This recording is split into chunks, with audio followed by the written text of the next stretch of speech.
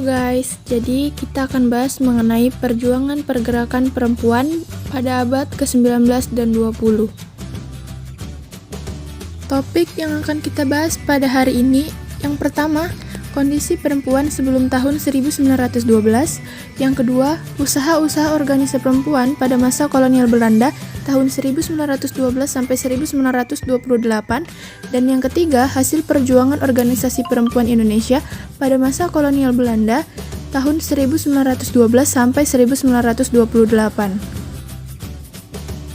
1. Kondisi perempuan sebelum 1912.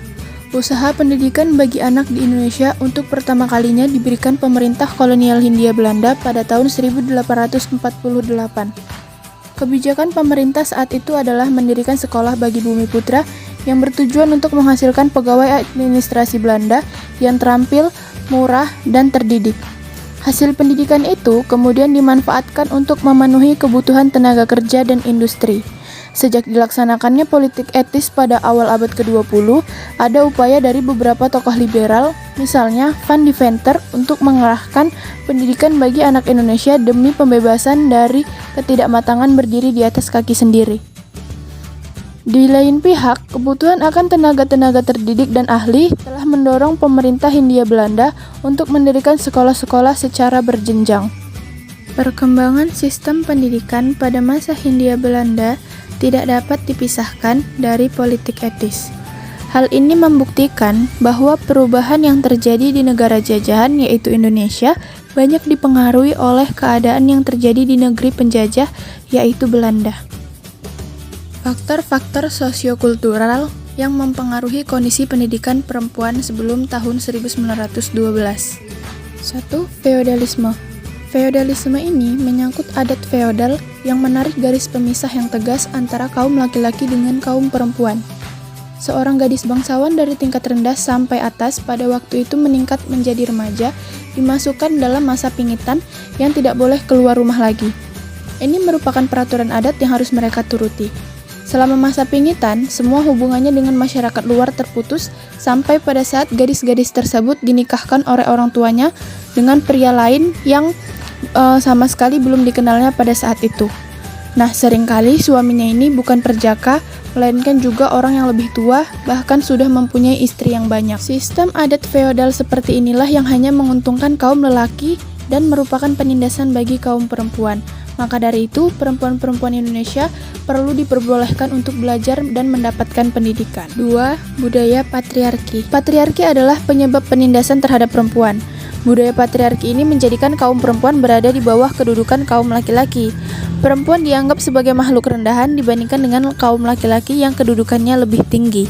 Dalam budaya ini, kaum laki-laki dianggap selalu benar dalam segala hal yang dilakukan, berhak untuk mengatur segalanya. Sedangkan kaum perempuan mendapatkan penindasan dan kaum perempuan tidak diberi hak untuk melakukan apa yang diinginkannya. B. Upaya organisasi perempuan menuntut hak pendidikan tahun 1912 sampai 1928. Sejarah gerakan perempuan Indonesia telah melewati perjalanan yang sangat panjang. Jauh sebelum Indonesia merdeka, telah banyak muncul tokoh-tokoh dan organisasi-organisasi perempuan. Organisasi tersebut dibangun demi kepentingan kaum perempuan untuk memperjuangkan posisi perempuan di dalam perkawinan dan kehidupan keluarga, mempertinggi kecakapan dan pemahaman ibu sebagai pemegang dan yang menentukan jalannya rumah tangga dalam suatu keluarga. Organisasi-organisasi perempuan. 1. Organisasi Putri Mardika. Organisasi Putri Mardika adalah organisasi pertama perempuan yang didirikan pada tahun 1912 di Jakarta atas prakarsa Budi Utomo. Organisasi ini berdiri untuk memperjuangkan pendidikan untuk perempuan, mendorong perempuan agar tampil di depan umum, membuang rasa takut, dan mengangkat perempuan ke kedudukan yang sama seperti laki-laki. Yang kedua adalah organisasi Wanita Utomo. Atas prakarsa istri-istri pengurus besar Budi Utomo, pada tanggal 24 April 1921 di Yogyakarta didirikan perkumpulan atau organisasi Wanita Utomo. Organisasi ini diketuai oleh Gusti Kanjeng Ratu Dewi. Tujuan dari organisasi ini adalah menjalin tali persaudaraan yang kukuh, saling tolong-menolong, memajukan keterampilan kaum perempuan yang sesuai dengan tuntutan zaman, yaitu sebagai istri dan juga sebagai ibu. 3. Organisasi Kartini Fonds atau Dana Kartini. Perkumpulan ini pada mulanya didirikan di Semarang, kemudian di Jakarta. Tujuannya adalah untuk mendirikan sekolah-sekolah Kartini. Dan berkat usaha yang sungguh-sungguh, perkumpulan ini mendirikan sekolah Kartini pertama di Semarang pada tahun 1913 dan juga di Jakarta, menyusul di sekolah-sekolah pada daerah lainnya. Dan yang terakhir ialah Organisasi Wanita Taman Siswa. Organisasi Wanita Taman Siswa didirikan di Yogyakarta pada 3 Juli 1922 yang diketuai oleh Nyi Hajar Dewantara yang waktu itu masih bernama Raden Ayu Suwardi Suryaningrat. Organisasi ini dilatar belakangi oleh kurangnya kesempatan untuk mendapatkan pendidikan bagi rakyat Indonesia, terutama bagi kaum wanita. Lalu adanya kepincangan pada masyarakat tradisional yang menghambat kemajuan wanita seperti poligami, kawin paksa, dan lain sebagainya. Perintis Pers Wanita. Bersamaan dengan timbulnya organisasi perempuan di Indonesia, maka perempuan Indonesia menerbitkan majalah dan surat kabar perempuan yang berfungsi sebagai penyebar gagasan kemajuan perempuan dan sebagai sarana praktis pendidikan dan pengajaran. Selain itu, penerbitan majalah dan surat kabar ini juga bentuk organisasi perempuan Indonesia untuk memberikan pendidikan terhadap perempuan Indonesia. Pada tahun 1909 telah terbit majalah dan surat kabar Putri Hindia.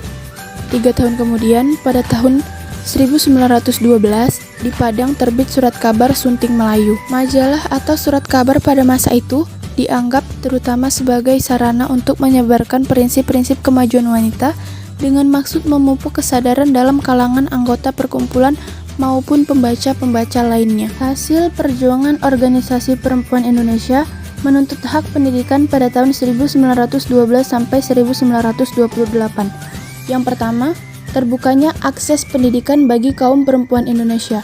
Secara lambat laun, akses pendidikan bagi kaum perempuan Indonesia sudah mulai terbuka.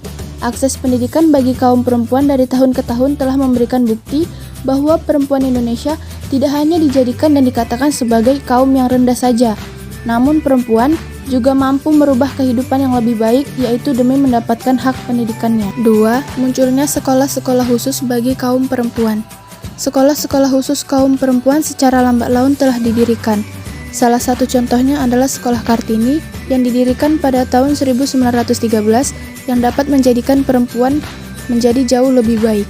Setelah berdirinya Sekolah Kartini, pendidikan bagi gadis-gadis banyak mendapatkan kemajuan. 3. Terselenggaranya Kongres Perempuan pertama tahun 1928. Kongres Perempuan Indonesia yang pertama diadakan pada tanggal 22 sampai 25 Desember tahun 1928 di Pendopo Joyodipuro, Yogyakarta.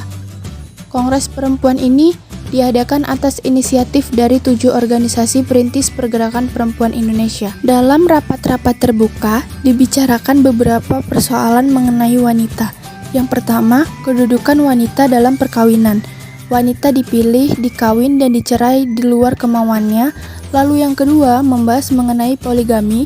Dan yang ketiga, membahas mengenai koedukasi atau pendidikan anak perempuan dan anak laki-laki itu dilakukan secara bersama-sama, serta membicarakan beberapa persoalan lainnya.